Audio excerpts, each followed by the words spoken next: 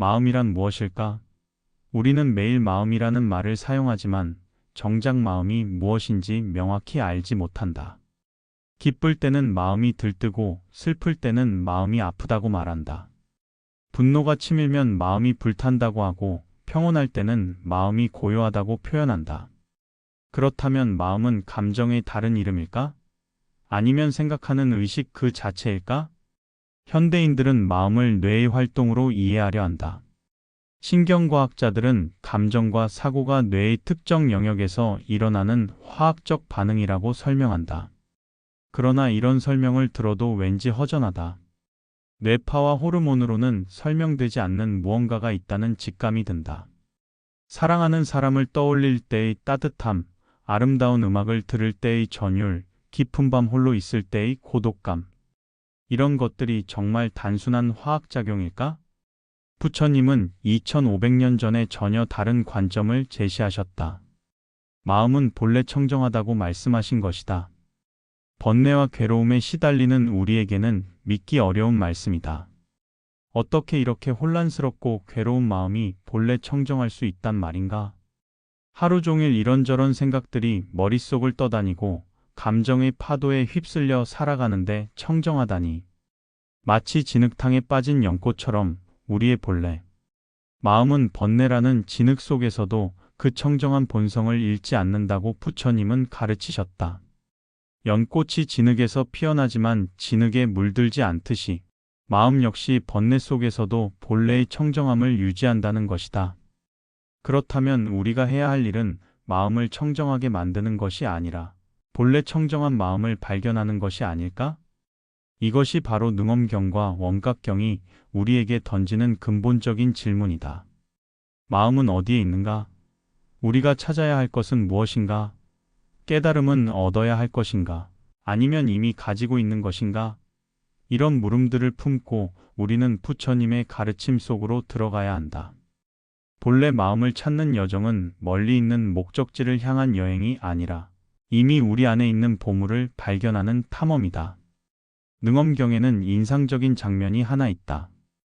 부처님의 가장 가까운 제자 중 하나인 아난존자가 부처님께 진심 어린 질문을 던지는 장면이다.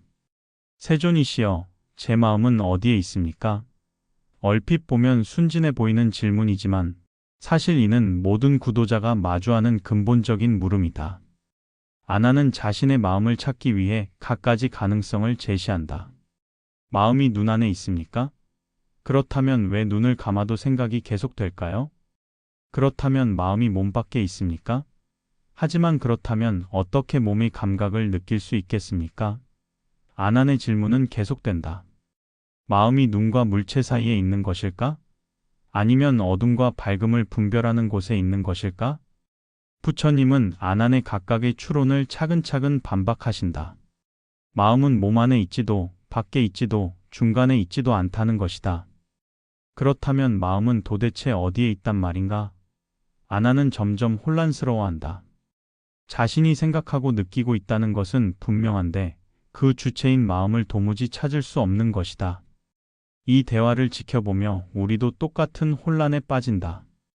지금 이 글을 읽고 있는 나의 마음은 어디에 있을까? 눈으로 글자를 보고 머리로 내용을 이해하고 가슴으로 느끼고 있는데 정작 그것을 조율하는 마음의 위치는 알 수 없다. 마치 영화관에서 영화를 보는 관객처럼 우리는 끊임없이 경험하고 있으면서도 그 경험의 주체가 누구인지 명확히 포착하지 못한다. 현대 신경과학은 의식이 뇌의 여러 영역이 협력하여 만들어내는 통합된 현상이라고 설명한다. 그러나 아무리 뇌를 해부해도 의식 자체를 찾아낼 수는 없다. 뇌세포들의 전기적 활동은 관찰할 수 있지만 그것이 어떻게 주관적 경험이 되는지는 여전히 수수께끼다. 부처님이 아난에게 보여주신 것도 바로 이런 한계였다. 마음을 객관적으로 위치시키려는 시도 자체가 무의미하다는 것. 그렇다면 마음을 찾는 올바른 방법은 무엇일까? 부처님은 아난에게 마음을 특정 장소에서 찾으려 하지 말라고 하신다. 대신 지금 이 순간 알아차리고 있는 그 암 자체에 주목하라고 가르치신다. 마음은 찾아야 할 대상이 아니라 이미 작동하고 있는 기능이다. 마치 눈이 보는 행위 그 자체이듯이 마음은 알아차리는 행위 그 자체인 것이다. 이 깨달음은 우리의 탐구 방향을 완전히 바꾼다. 마음을 어디선가 찾으려 하지 말고 지금 여기서 일어나고 있는 알아차림 자체를 인식하는 것. 이것이 능엄경이 제시하는 첫 번째 중요한 통찰이다. 마음의 위치를 찾을 수 없다는 것을 깨달았다면 이제 마음의 성품에 대해 알아볼 차례다. 부처님은 마음의 가장 근본적인 특성을 한마디로 표현하셨다. 불생불멸. 생겨나지도 않고 사라지지도 않는다는 것이다. 이는 우리의 일상적 경험과는 정반대다. 우리는 매 순간 생각이 떠올랐다가 사라지고 감정이 일어났다가 가라앉는 것을 경험한다. 어떻게 마음이 생멸하지 않는다고 할 수 있을까? 여기서 중요한 구분이 필요하다. 마음의 내용물과 마음 자체는 다르다는 것이다. 생각, 감정, 감각들은 끊임없이 변화한다. 아침에 가졌던 걱정이 저녁에는 사라지고 어제의 기쁨이 오늘은 기억조차 나지 않는다. 그러나 그런 모든 변화를 알아차리고 있는 근본적인 알, 그 의식성 자체는 변하지 않는다. 어린 시절의 나와 지금의 나, 몸도 마음의 내용물도 많이 달라졌지만 그것을 경험하는 근본적인 의식은 동일하다. 이를 설명하기 위해 부처님은 아름다운 비유를 들어주셨다. 하늘에 떠 있는 해를 생각해보라. 구름이 끼면 해가 가려지고 구름이 걷히면 해가 다시 모습을 드러낸다. 그러나 해 자체는 구름에 의해 생겨나거나 사라지지 않는다. 구름이 아무리 두껍게 껴도 해는 여전히 그 자리에서 빛나고 있다. 다만 우리가 볼 수 없을 뿐이다. 마음도 마찬가지다. 번뇌와 망상이라는 구름이 본래 마음을 가릴 수 있지만 본래 마음 자체가 사라지는 것은 아니다. 화가 날 때도, 슬플 때도, 심지어 깊은 잠에 빠졌을 때도 그 모든 것을 가능하게 하는 근본적인 의식은 계속해서 존재한다. 우리가 깨어날 수 있는 것도, 꿈을 꿀 수 있는 것도 모두 이 불멸의 의식성 때문이다. 그런데 왜 우리는 이 본래 마음을 인식하지 못할까? 그것은 우리가 항상 마음의 내용물에만 주의를 기울이기 때문이다. 영화를 볼 때 스크린 자체는 보지 못하고 영상에만 몰입하는 것과 같다. 스크린이 없으면 영상도 있을 수 없는데 우리는 스크린의 존재를 까맣게 잊은 채 영상의 내용에만 빠져든다.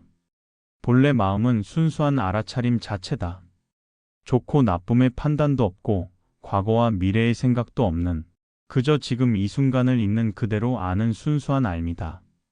이 알은 더럽혀질 수도 없고 향상될 수도 없다. 마치 거울이 무엇을 비추든 거울 자체는 변하지 않는 것처럼 본래 마음도 어떤 경험을 하든 그 청정한 본성은 변하지 않는다. 이것이 바로 능엄경이 말하는 상주진심, 항상 머물러 있는 참마음의 의미다. 우리가 찾아야 할 것은 새로운 마음이 아니라 이미 있는 마음, 변하지 않는 본래 마음인 것이다.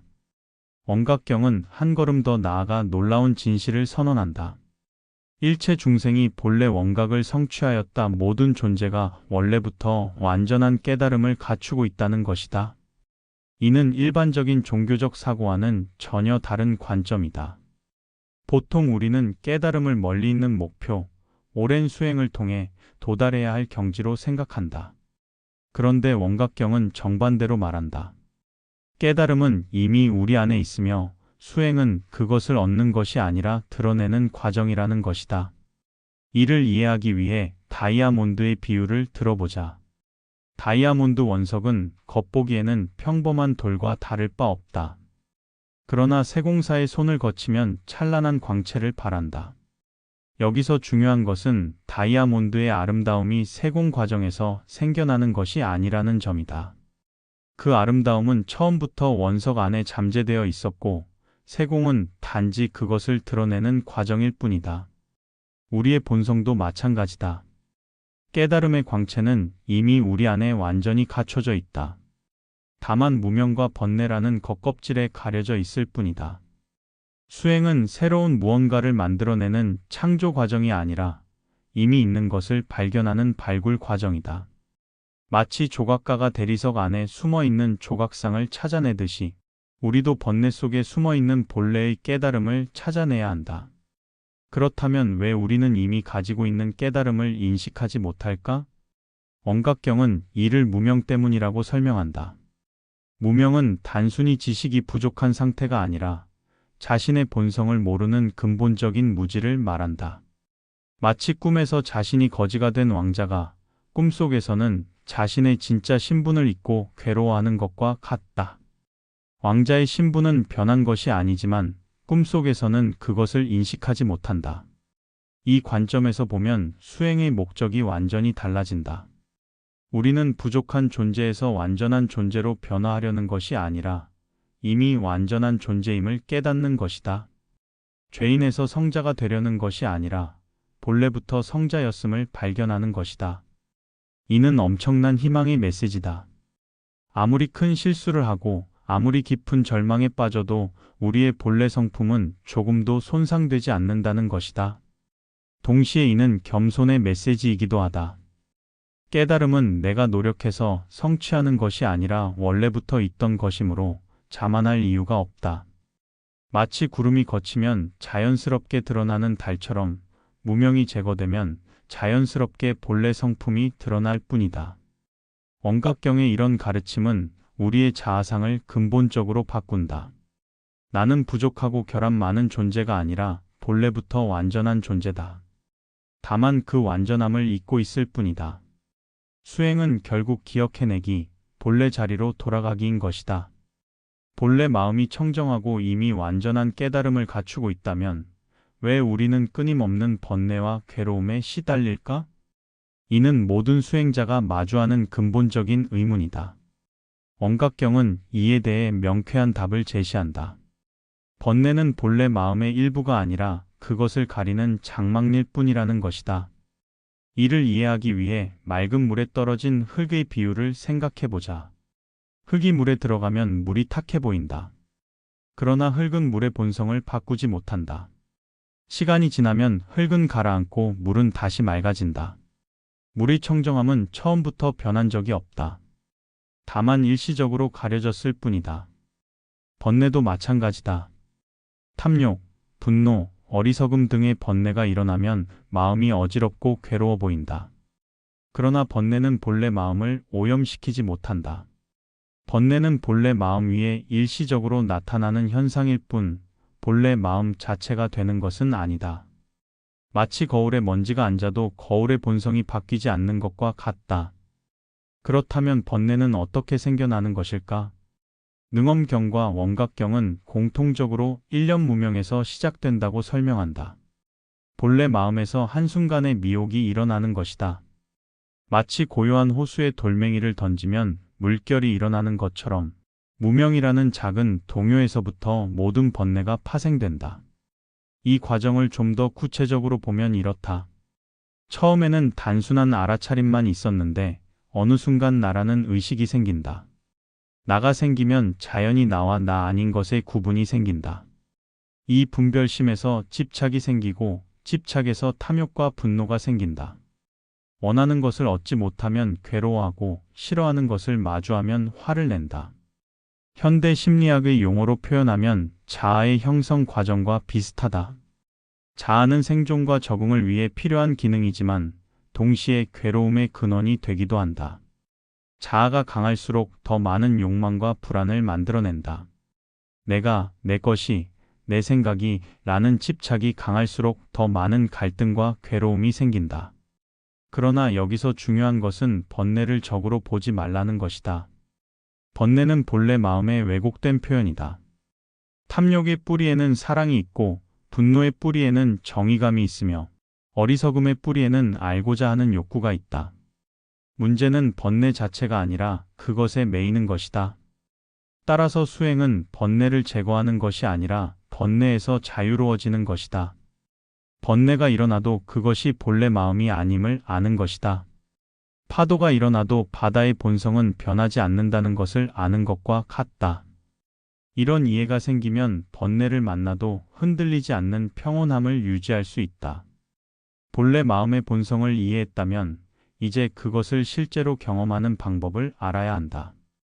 수행은 이론적 이해를 직접적 체험으로 바꾸는 과정이다. 능엄경에서는 이를 위한 핵심 원리를 제시한다. 마음을 거슬러 찾지 말라는 것이다. 일반적으로 우리는 무언가를 얻기 위해 밖으로 향한다.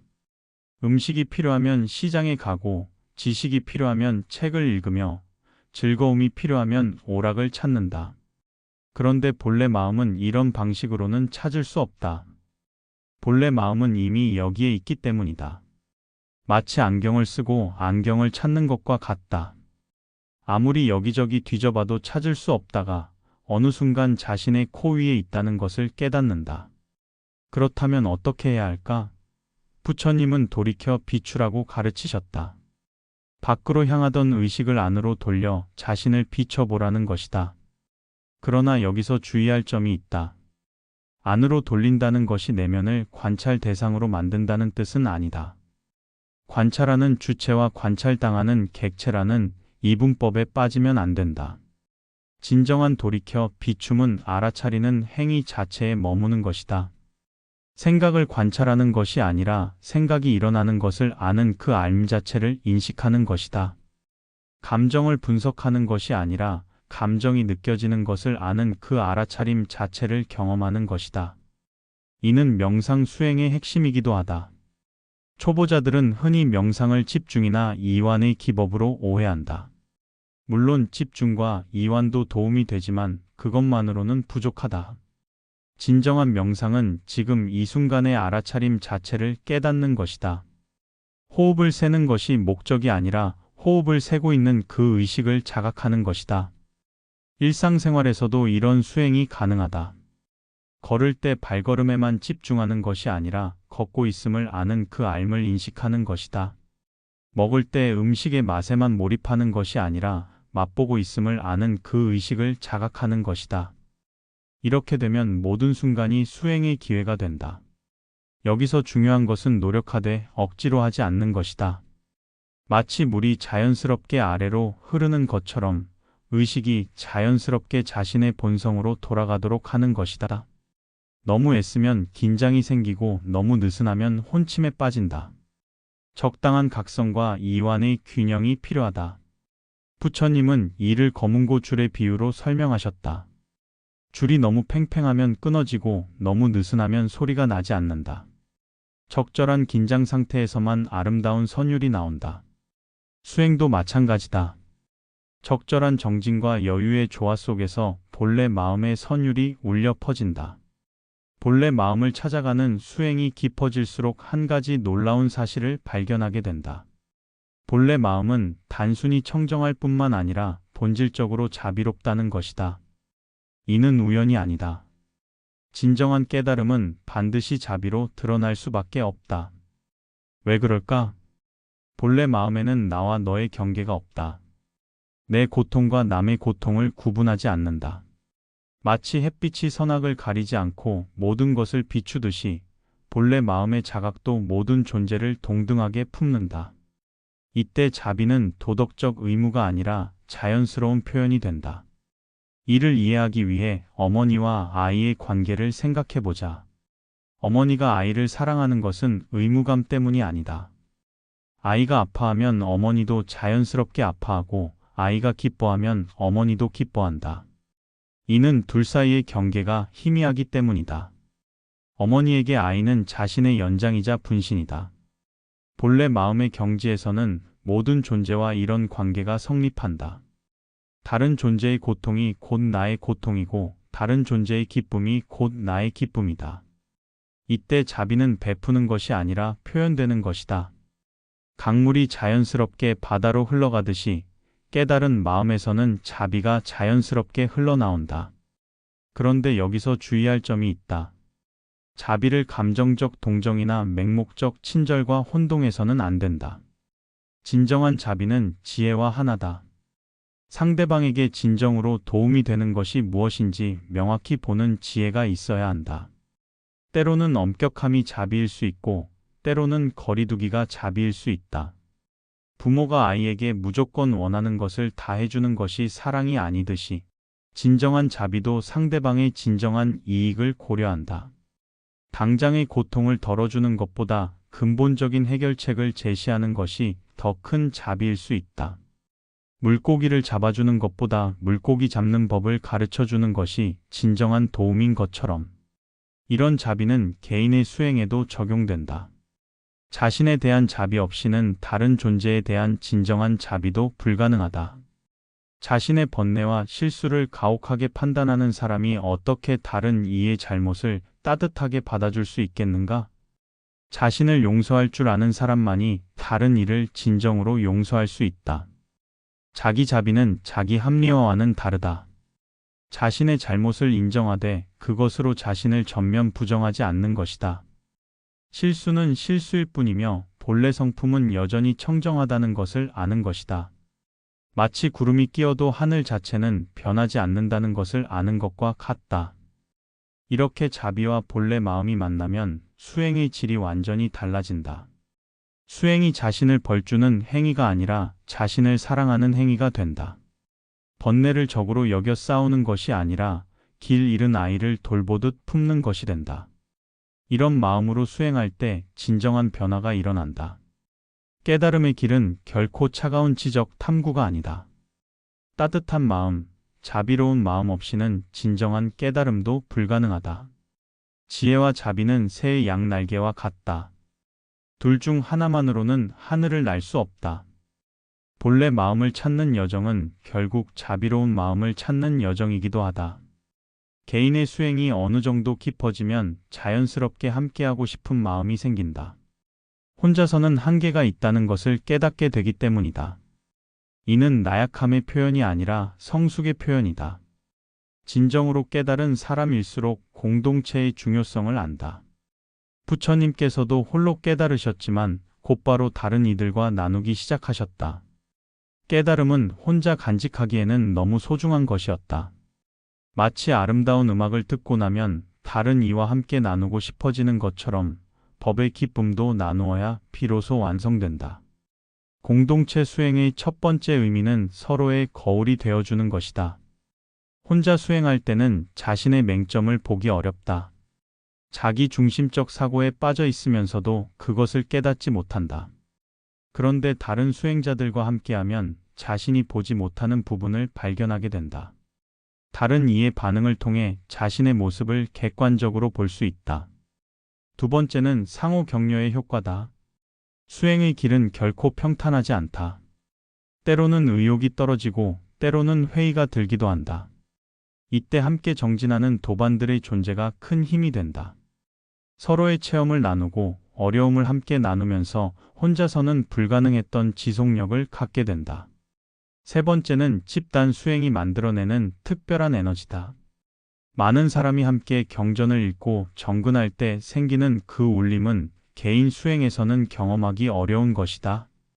마치 오케스트라에서 여러 악기가 조화를 이룰 때 하나의 악기로는 만들 수 없는 풍성한 선율이 탄생하는 것처럼 공동 수행에서도 개인의 한계를 뛰어넘는 경험이 가능하다. 그러나 공동체 수행에는 함정도 있다. 자칫하면 남과 비교하는 마음이 생길 수 있다. 저 사람은 나보다 더 오래 앉아 있네. 나는 왜 저 사람처럼 집중이 안 될까 하는 식으로 경쟁 심리에 빠질 수 있다. 이는 수행의 독이 된다. 수행은 경쟁이 아니라 각자의 속도에 맞춘 성장이기 때문이다. 또한 집단 분위기에 휩쓸려 자신의 진정한 체험을 놓칠 위험도 있다. 다른 이들이 감동하는 것 같으니 나도 감동해야 한다고 생각하거나 특별한 체험담을 들으면 자신에게도 그런 체험이 있어야 한다고 강박하는 경우다. 이는 진정한 수행이 아니라 모방일 뿐이다. 건전한 공동체 수행을 위해서는 몇 가지 원칙이 필요하다. 첫째, 서로의 차이를 인정하는 것이다. 각자의 성향과 속도가 다르다는 것을 받아들여야 한다. 둘째, 판단하지 않는 것이다. 다른 이의 수행 방식이나 진도를 평가하지 말아야 한다. 셋째, 겸손을 유지하는 것이다. 자신의 체험을 과시하지 말고 다른 이의 체험을 폄하하지 말아야 한다. 가장 중요한 것은 공동체 자체가 목적이 되어서는 안 된다는 점이다. 공동체는 깨달음을 향한 수단일 뿐이다. 공동체의 화합이나 단결이 수행보다 우선시되면 본말이 전도된다. 진정한 영적 공동체는 각자의 개성과 독립성을 존중하면서도 같은 방향을 향해 나아가는 것이다. 수행을 계속하다 보면 어느 순간 놀라운 깨달음에 도달한다. 내가 그토록 찾아 헤매던 깨달음이 사실은 아주 가까운 곳, 바로 지금 여기에 있었다는 것이다. 마치 자신의 안경을 머리 위에 올려두고 안경을 찾아 헤매던 사람이 문득 깨닫는 순간과 같다. 찾던 것은 멀리 있지 않았다. 항상 나와 함께 있었다. 이것이 바로 즉심즉불 마음이 곧 부처라는 선종의 핵심 가르침이다. 부처는 저 멀리 하늘에 있는 신적 존재가 아니라 바로 지금 여기 내 마음 자체다.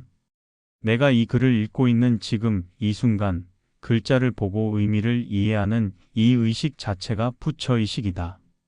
그런데 왜 우리는 이토록 가까운 것을 찾지 못했을까?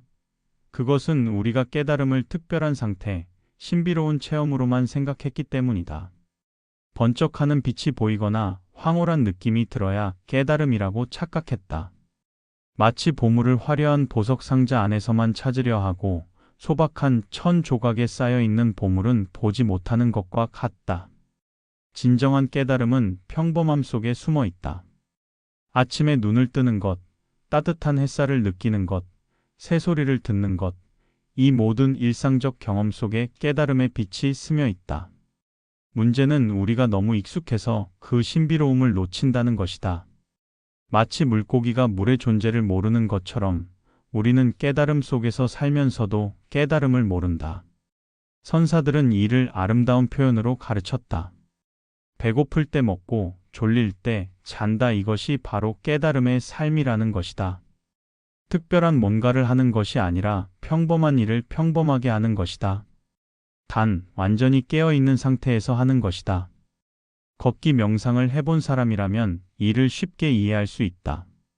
처음에는 걸음걸음에 특별히 주의를 기울인다. 발이 땅에 닿는 감각, 무게 중심의 이동, 균형 잡기 등을 세심하게 관찰한다. 그런데 수행이 깊어지면 그런 의도적 관찰도 사라진다. 그냥 걷는 것이다. 하지만 그 걷기는 예전의 걷기와 다르다. 완전히 그 순간에 있는 걷기, 과거와 미래의 생각에 빠지지 않은 걷기다.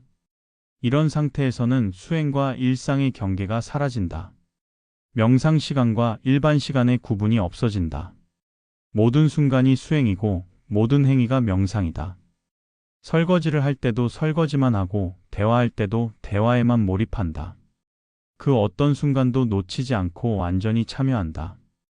여기서 중요한 것은 억지로 깨어 있으려 노력하지 않는다는 점이다. 자연스러운 각성이다. 마치 꽃이 때가 되면 자연스럽게 피는 것처럼 충분한 수행을 통해 의식이 성숙하면 자연스럽게 깨어 있게 된다. 이때의 깨어 있음은 긴장이 아니라 편안함이다. 마치 고향에 돌아온 듯한 친숙함과 평안함이 있다. 깨달음은 결국 집으로 돌아오는 것이다. 본래 자리로 돌아오는 것이다. 멀리 여행을 다녀온 후 집에 도착했을 때의 그 편안함과 비슷하다. 새로운 곳에 도달한 것이 아니라 원래 있던 곳임을 깨닫는 것이다. 모든 수행의 여정이 하나의 원으로 완성된다면 그 끝은 동시에 새로운 시작이다. 본래 마음을 찾는 여정을 통해 우리는 놀라운 사실을 깨닫는다. 찾던 것은 처음부터 우리와 함께 있었고 가려고 했던 곳은 이미 우리가 서 있는 바로 여기였다는 것을. 능엄경과 원각경의 가르침을 따라 걸어온 이 길에서 우리는 여러 소중한 통찰을 얻었다. 마음은 특정한 장소에 있지 않으며 본래 마음은 생겨나지도 사라지지도 않는다는 것. 모든 중생이 본래부터 완전한 깨달음을 갖추고 있으며 번뇌는 그것을 가리는 구름일 뿐이라는 것. 수행은 무언가를 얻는 과정이 아니라 본래 있던 것을 드러내는 과정이라는 것. 그리고 깨달음은 멀리 있지 않으며 지금 이 순간에 드러날 수 있다는 것. 이런 깨달음은 우리의 삶을 근본적으로 바꾼다. 더 이상 자신을 부족하고 결함 많은 존재로 보지 않는다. 본래부터 완전한 존재였음을 안다. 다만 그것을 잊고 있었을 뿐이다. 이는 엄청난 해방감을 가져다 준다. 무언가가 되어야 한다는 강박에서 벗어나 이미 완전한 존재로서 살아갈 수 있다. 동시에 이는 겸손함을 가져다 준다. 내가 노력해서 얻은 것이 아니라 본래부터 있던 것이므로 자만할 이유가 없다. 마치 구름이 걷히면 자연스럽게 드러나는 달처럼 조건이 성숙하면 자연스럽게 나타나는 것이다. 이런 이해는 수행에서 조급함과 강박을 제거해 준다. 그리고 자비로움이 저절로 우러난다. 모든 존재가 본래 부처라는 것을 알면 어떻게 다른 존재를 함부로 대할 수 있겠는가? 비록 지금은 무명에 가려져 있지만 그들의 본래 성품은 나와 다르지 않다는 것을 안다. 이런 보는 눈이 생기면 자연스럽게 자비로운 마음이 일어난다. 하지만 여기서 끝이 아니다. 깨달음은 도착점이 아니라 출발점이다. 본래 마음을 발견했다고 해서 모든 것이 끝나는 것은 아니다. 오히려 진정한 삶이 시작되는 것이다. 이제는 이 깨달음을 어떻게 일상에서 구현할 것인가 하는 과제가 남아있다. 아침에 일어나면서부터 밤에 잠들 때까지 매 순간을 본래 마음으로 살아가는 것. 화가 날 때도, 슬플 때도, 바쁠 때도 본래의 청정함을 잃지 않는 것. 다른 사람과의 관계에서도, 일을 할 때도, 혼자 있을 때도 항상 깨어 있는 것. 이것이 진정한 수행이다. 이는 평생의 과제다. 한 번의 깨달음으로 모든 것이 완성되지는 않는다. 깨달음은 씨앗과 같다. 심은 후에도 지속적으로 물을 주고 가꾸어야 한다. 매일매일의 실천이 그 물이다. 순간순간의 알아차림이 그 돌봄이다. 그리고 이 여정은 혼자 하는 것이 아니다. 같은 길을 걷는 도반들과 함께하고 아직 길을 찾지 못한 이들에게는 손을 내밀어주면서 함께 걸어가는 것이다. 본래 마음의 자비는 혼자만 간직할 수 있는 것이 아니라 모든 존재와 나누어야 할 선물이다. 결국 능엄경과 원각경이 우리에게 전하는 메시지는 이것이다. 당신은 이미 완전하다. 다만 그것을 기억해내기만 하면 된다. 그리고 그 완전함을 세상과 나누며 살아가라. 이것이 본래 마음으로 사는 삶이고 이것이 진정한 깨달음의 완성이다.